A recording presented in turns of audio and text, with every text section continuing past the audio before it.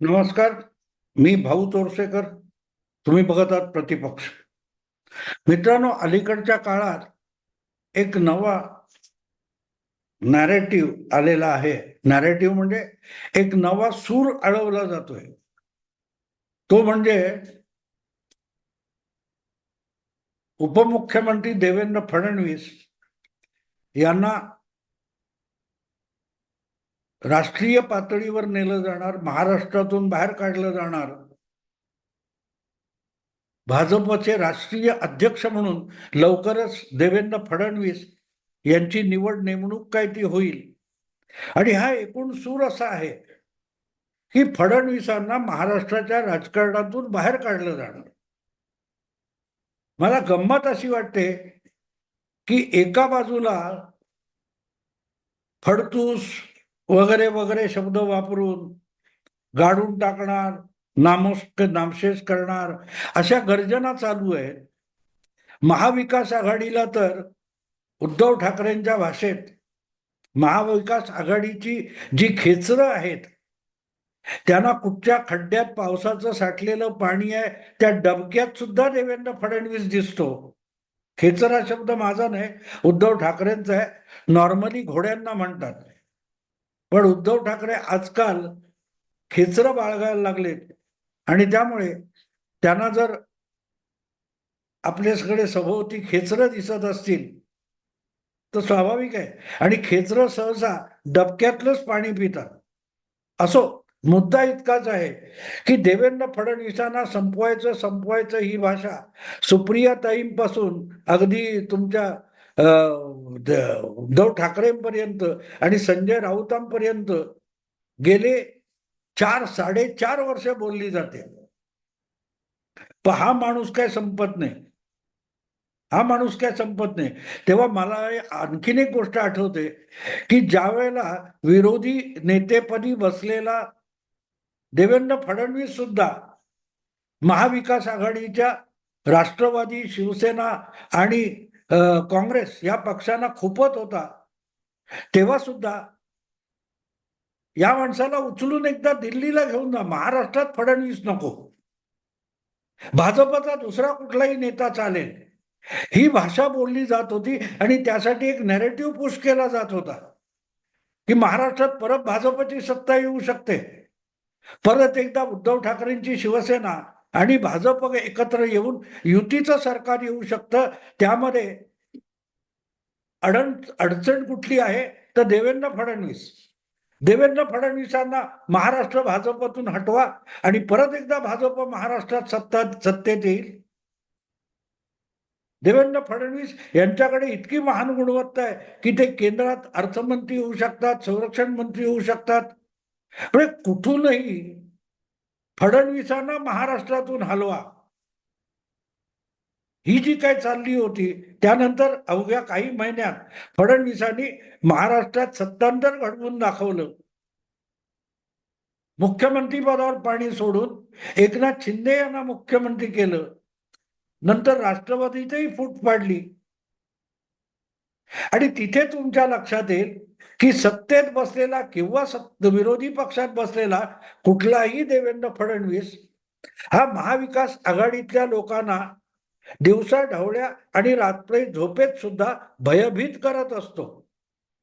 आणि म्हणून त्याला संपवण्याची भाषा होते किंवा त्याला महाराष्ट्रातून भाजपनेच उचलून दुसरीकडे घेऊन जावं, दिल्लीत घेऊन जावं, यासाठी नवसायास केले जातात. अकेला देवेंद्र म्हणजे काय, ही यातून सुप्रियाताईंना कळायला हरकत नाही. पण सुप्रियाताईंना काय कळतं आणि काय नाही हे त्यांनाच ठाऊक नाहीये. आणि म्हणून त्यांनी एकेकाळी टवाळी केली होती, अकेला देवेंद्र क्या करेगा. त्या अकेल्या देवेंद्रने 2-2 पक्ष फोडून सत्ता उलथवून दाखवली, सत्तेत नसताना सत्ता उलथून दाखवली. आणि त्यामुळे राजकारणात जो एक बिलंदरपणा लागतो तो शरद पवारांकडे एकट्याकडे नाहीये. त्यांच्या मुलाचं वय असलेल्या देवेंद्र फडणवीसांकडे शरद पवारांपेक्षा 125 बिलंदर राजकीय मानसिकता आहे. हे फडणवीसांनी दाखवून दिल्यानंतर ही सगळी मंडळी इतकी रडकुंडीला आली आहेत की विरोधी पक्षांना देवेंद्र नको आणि सत्तेतला पण देवेंद्र नको, किंबहुना महाराष्ट्रात देवेंद्र नको, त्याला एकदाचा उचलून महाराष्ट्राबाहेर घेऊन जा. कारण या सगळ्यांना खात्री आहे की देवेंद्र फडणवीस ही एकमेव गोष्ट अशी आहे की ज्याच्या नेतृत्वाखाली महाराष्ट्रात भाजप हा समर्थ राजकीय पक्ष झालाय आणि कितीही आटापिटा केला तरी त्याला आवरणं शक्य नाही. सगळा मीडिया हाताशी धरून, सगळे प्रचारक हाताशी धरून, अगदी भाजपतले गद्दार हाताशी धरून सुद्धा जेव्हा देवेंद्र फडणवीसाला आवरता येत नाही तेव्हा मग एक नवीन खेळी सुरू झाली की देवेंद्र फडणवीस आणि एकनाथ शिंदे यांच्यात कसं पटत नाही, त्यांच्यातून विस्तव जात नाही. एकनाथ शिंदे देवेंद्र फडणवीसांना डोईजड झालेत वगैरे वगैरे, पण ती जोडी काही फुटत नाहीये आणि देवेंद्र फडणवीस काही महाराष्ट्रातून हलत नाही. आणि त्यामुळे मग एक नवीन पिल्लू सोडण्यात आलं की आता राष्ट्रीय अध्यक्ष असलेले जगत प्रकाश नड्डा यांची मुदत संपलेली आहे, त्यांना केंद्रीय मंत्रिमंडळात घेतलेलं आहे, त्यामुळे राष्ट्रीय अध्यक्षपदाची जबाबदारी जी त्यांना पेलवत नाहीये, त्यामुळे नवा अध्यक्ष नेमणं आवश्यक आहे. आणि मग भाजपचा अध्यक्ष नवा किंवा बदलायचा असेल तर संघाची त्याला परवानगी लागते, संघाची मंजुरी लागते, माणूस संघाच्या विश्वासातला असावा लागतो, मर्जीतला असावा लागतो, काय काय काय काय काय काय तर्कशास्त्र दिलं जात. पण देवेंद्र फडणवीस काय महाराष्ट्रातून हलायला तयार नाही. आणि त्यामुळे मध्यंतरी मी जेव्हा दिल्लीत होतो तेव्हा मला ही बातमी मिळाली, म्हणजे तिथल्या दिल्लीच्या राजकारणात जी काय कुजबूज चालली होती त्यानुसार देवेंद्र फडणवीसांना महाराष्ट्रातून दिल्लीला आणायचा विचार आहे. पण आत्ता फडणवीसांना दिल्लीत आणणं किंवा महाराष्ट्रातून बाहेर काढणं म्हणजे सरळ सरळ महाराष्ट्रातल्या भाजपला बुडवायचं असाच अर्थ होऊ शकतो. कारण आज फडणवीसांच्या तुलनेचा कोणीही संघटक आणि बिलंदर चतुर असा राजकीय नेता भाजपकडे महाराष्ट्रात नाही.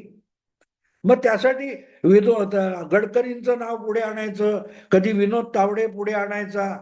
पण गडकरी असोत किंवा विनोद तावडे असोत त्यांनाही माहितीये की त्यांना पेलवणार नाही इतकं असमतोल राजकारण महाराष्ट्रात झालेलं आहे. आणि ते सोडवणं आणि पक्षाला परत एकदा अधिक सामर्थ्याकडे घेऊन जाणं हे त्यांच्या आवाक्यातली गोष्ट नाही. कारण त्यांना येऊन नव्याने सुरुवात करावी लागेल आणि नव्याने सुरुवात करण्यापर्यंत महाराष्ट्रातल्या विधानसभा निवडणुका संपून जाणार आहेत. त्यामुळे त्याही दोघांना, तावडे असोत किंवा गडकरी असोत, त्यांनाही कळतं की आत्ता महाराष्ट्रात विधानसभा निवडणुकीला सामोरं जायचं असेल तर देवेंद्र फडणवीस यांच्या एकमुखी नेतृत्वाला पर्याय नाही. त्यामुळे मराठा आंदोलनाचं निमित्त करून किंवा जरांगे पाटलांचं उपोषण निमित्त करून जितकं काही देवेंद्र फडणवीसांना टार्गेट केलं जात आहे त्यातून हा माणूस अतिशय चतुराईने सुखरूप बाहेर पडतोय. उलट हळूहळू करत जरांगे पाटील आणि त्यांचे बोलविते धनी शरद पवार आणि उद्धव ठाकरे यांना सुद्धा उघडं पडायची वेळ आलेली आहे. तुम्हाला माहिती आहे काल परवाच या विषयात वादग्रस्त विधान केलेले राज ठाकरे, महाराष्ट्र नवनिर्माण सेनेचे संस्थापक अध्यक्ष, यांनी सरळ सरळ जरांगे पाटील यांचा बोलविता धनी शरद पवार आणि उद्धव ठाकरे असा आरोप केला. आणि तेवढंच नव्हे तर हे दोघे मिळून महाराष्ट्रातलं सामाजिक सामंजस्य आहे त्याचा विचका करायला निघाले. इतका टोकाचा आरोप राज ठाकरे यांनी केला. इतका आरोप देवेंद्र फडणवीसांना सलग टार्गेट केलेलं असताना सुद्धा फडणवीसांनी केलेला नाही. हा सूचक गोष्ट देवेंद्र फडणवीस जरांगेंच्या बाबतीत अनेकदा बोललेले, पण इतका थेट आरोप की बोलविता धनी कोण आणि ते सामाजिक विष कालवत आहे. तरीही संयमी भाषा आणि संयम दाखवून देवेंद्र फडणवीसांनी राजकारण निभावून नेलेलं आहे. आणि जसजशी विधानसभा निवडणूक जवळ येते तसतस ही निवडणूक जिंकणं अवघड असल्याचं दिसायला लागल्यानंतर कमीत कमी देवेंद्र फडणवीस महाराष्ट्रात महायुती आणि भाजपचं नेतृत्व करायला नको, तरीही निवडणूक थोडी सोयीची होईल ही महाविकास आघाडीतल्या किंवा विरोधी पक्षातल्या अनेक नेत्यांची अपेक्षा आहे. ते वक्फ कायदा जो आहे तो बदलण्यासाठी आलेलं जे विधेयक आहे त्याने लिबरल आणि सेक्युलर पक्षांचा पुरता पर्दाफाश करून टाकलेला आहे. नवे नवे लिबरल आणि सेक्युलर उद्धव ठाकरे यांना तर आपल्या राहत्या घरात सुद्धा पळता भुई थोडी झालेली आहे. असलेला हिंदू कोर वोटर हातचा निघून जातोय. आणि काल परवा लोकसभेच्या निमित्ताने जो मुस्लिम वोट बँकेचा हिस्सा मिळाला होता तो पण दिवाळखोरीत जाण्याची शक्यता त्या मुस्लिम मोर्चानंतर मातोश्रीवरच्या निर्माण झालेली आहे. आणि या सगळ्याला सामोरं जात जात देवेंद्र फडणवीस याच्यासारख्या अतिशय चतुर महायुती नेत्याला सामोरं जाणं या लोकांना घाबरवून सोडतंय. आणि म्हणून मग देवेंद्र फडणवीसांना यातून बाहेर कसं काढता येईल आणि भाजपने बाहेर काढावं. कारण भाजपला जर महाराष्ट्रात टिकून राहायचं असेल तर देवेंद्र फडणवीस नको. कारण महाराष्ट्राचं राजकारण आता मराठा ओरिएंटेड झालेलं आहे. आणि त्यात फडणवीस सारखा ब्राह्मण चेहरा आणि ब्राह्मण नेता म्हणजे भाजपने आपल्या पायावर कुऱ्हाड मारून घेतलेली आहे. यासारखा जो नॅरेटिव्ह चालला होता तो पण फेल गेलेला आहे. कारण प्रवीण दरेकर असो, लाड असो, नितेश राणे असो, असे एकापेक्षा एक आशिष शेलार असो, भाजपतले मराठा नेते हे देवेंद्र फडणवीसांचं समर्थन करायला आणि बचाव करायला मैदानात उतरलेत. फडणवीस चुकूनही जरांगे पाटील किंवा मराठा आरक्षण उपोषण याविषयी बोलत नाहीत, पण त्यांच्यावर हल्ला करणाऱ्या जरांगे पाटलांना समर्थपणे भाजपचे मराठा नेता आता उत्तर द्यायला लागलेत. आणि तिथे एक गोष्ट स्पष्ट झाली की विधानसभा निवडणुका होईपर्यंत तरी देवेंद्र फडणवीस महाराष्ट्राच्या बाहेर जाण्याची शक्यता नाही. थोडक्यात मराठा असो, ओबीसी असो, जातपात असो, मुस्लिम असो, लोकशाही असो, कुठलेही विषय काढा, त्यात आपल्याला देवेंद्र फडणवीस यांच्याशीच सामना करायचा आहे याची जाणीव जितकी पक्की होत गेली तितका मग नवा नॅरेटिव्ह पुढे आणणं अपरिहार्य झालं. आणि त्यातून मग भाजपला महाराष्ट्रात देवेंद्र फडणवीस यशाकडे घेऊन जाऊ शकत नाही. त्यापेक्षा फडणवीसांच्या गुणवत्तेचा वापर राष्ट्रीय पातळीवर करावा, त्यांना दिल्लीला घेऊन जावं किंवा दिल्लीला घेऊन जाणार आहेत असा गवगवा सुरू करण्यात आला.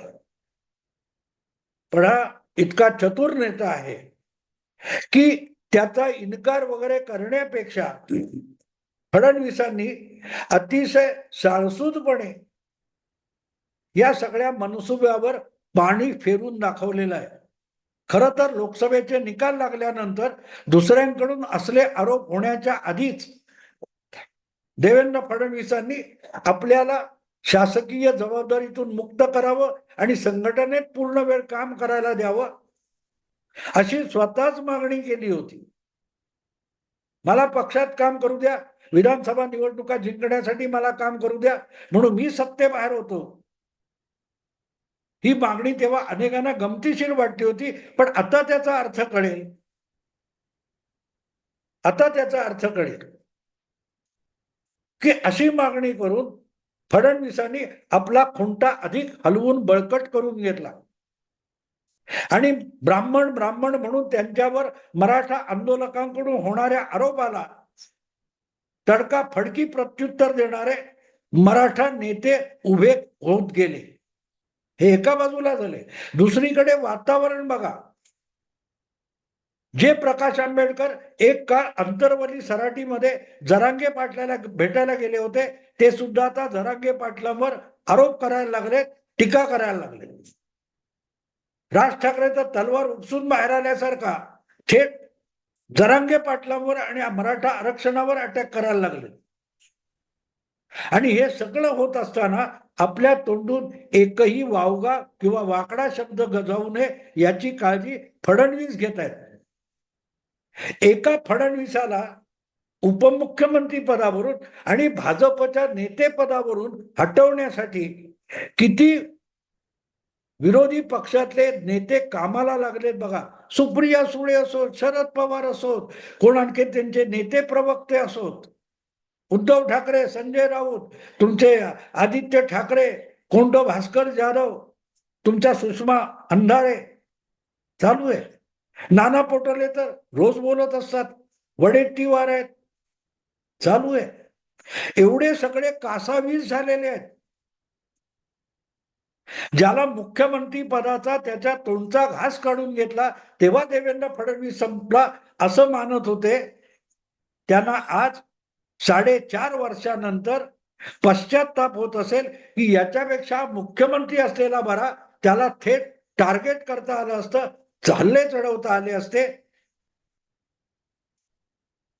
फडणवीस मुख्यमंत्रीपद, उपमुख्यमंत्रीपद यापेक्षाही राजकीय नेता आहे आणि आपल्या क्षमतेवर, बुद्धिमत्तेवर तो तिथपर्यंत पोहोचलेला आहे. एकदा तुमच्या गडकरींनी सांगितलं होतं की ते किंवा देवेंद्र, गडकरी किंवा देवेंद्र हे अनिच्छेने प्रतिकूल परिस्थितीत राजकारणात आलेले आहेत आणि टिकून राहण्यासाठी सर्व प्रकारची लढत करणं त्यांना भाग आहे. आणि देवेंद्र हे त्याचं एक आदर्श उदाहरण आहे. जिंकली निवडणूक आणि मुख्यमंत्री पदाचा घास तोंडचा हिरावून घेतला गेला. त्यानंतर जे पदरी पडलं ते विरोधी नेतेपद खंबीरपणे सांभाळलं आणि हातात सत्ता नसताना सुद्धा 105 आमदारांपैकी एक जण पक्ष सोडून जाऊ शकला नाही. सरकार बनलं, त्यात कमी मंत्रीपद वाट्याला आली तरी भाजप फाटाफूट होऊ शकली नाही. ही देवेंद्र फडणवीसांच्या नेतृत्वाची कसोटी आहे. आणि सत्तेत असो किंवा सत्तेबाहेर असो, राजकारणाचे डावपेच असे खेळायचे की समोरच्या प्रत्येकाला जोशात आला तरी कासावीस करून मागे पाठवायचं. ही जी कला फडणवीसांनी अवगत करून घेतलेली आहे, त्यांनी या सगळ्या विरोधी नेत्यांना भयभीत केलेला आहे की हा माणूस असाच विधानसभा निवडणुकीला महायुतीचं नेतृत्व करणार असेल तर विधानसभा निवडणूक आपण आजच गमावली आहे. याची खुणगाठ उद्धव ठाकरे, शरद पवार, नाना पटोले यांनी बांधलेली आहे. आणि म्हणून आता हा नवा नॅरेटिव्ह किंवा कॅम्पेन सुरू झालाय की देवेंद्र फडणवीस हे आता लवकरच केंद्रात जाणार, राष्ट्रीय अध्यक्ष होणार. यात काडी मात्र तथ्य नाही, कारण भाजपने एक ठाम निर्णय घेतलेला आहे. लोकसभा निवडणुकीनंतर, खरं तर लोकसभा निवडणुकीच्या प्रक्रियेमध्ये म्हणजे मतदान संपण्यापूर्वीच JP नड्डा यांची अध्यक्षपदाची मुदत संपली होती, पण निवडणूक संपेपर्यंत बदल नको म्हणून त्यांना कंटिन्यू करण्यात आलं होतं. पण निकाल लागल्यानंतर आणि नवं सरकार अस्तित्वात आल्यानंतर तात्काळी बदल केला नाही. याचं कारण मला वाटतं 5 विधानसभा निवडणुका पुढच्या काही महिन्यात व्हायच्या आहेत आणि तोपर्यंत संघटनेत फार मोठे उलथापालथ घडवू शकणारे फेरबदल करायचे नाहीत. म्हणूनच JP नड्डा यांना अध्यक्षपदी पुढल्या काही निवडणुका संपेपर्यंत कायम ठेवण्याचा निर्णय झालेला आहे.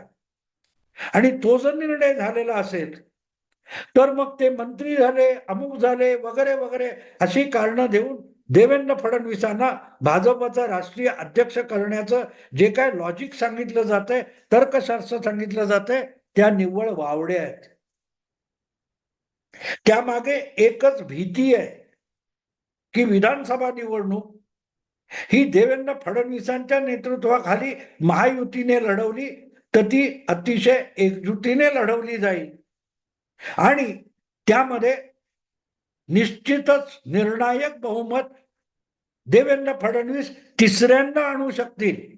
2014ला भाजपला महाराष्ट्रातला सर्वात मोठा पक्ष बनवला, तेव्हा प्रदेश भाजपचे अध्यक्ष फडणवीस होते. 2019च्या विधानसभेमध्ये दुसऱ्यांदा भाजपला विधानसभेतला सर्वात मोठा पक्ष बनवणं आणि शिवसेना भाजप युतीला पूर्ण बहुमतात निवडून आणणं हा पण पराक्रम देवेंद्र फडणवीसांनी केलेला आहे. आणि म्हणूनच आता जी विधानसभा निवडणूक येऊ घालते त्यात इजा बिजा तिजा होईल. देवेंद्र फडणवीस या महायुतीचं नेतृत्व करत असतील तर अजितदादा असो किंवा एकनाथ शिंदे असो, हे देवेंद्र फडणवीसांच्या चाणक्य नीतीला मानतात. त्यामुळे निवडणुकीला ते समर्थपणे सामोरे जातील आणि विधानसभेमध्ये नक्की बहुमत, प्रचंड बहुमत निवडून आणतील. कारण वक्फ कायदा जो आलेला आहे विधेयक, त्याने पुरोगामी पक्षांच्या पायाखालची वाळू घसरलेली आहे. नवे सेक्युलर उद्धव ठाकरे हे तर भयभीत झालेले आहे आणि म्हणूनच देवेंद्र दिल्लीला जाणार, या वावड्या उडवल्या जात आहेत.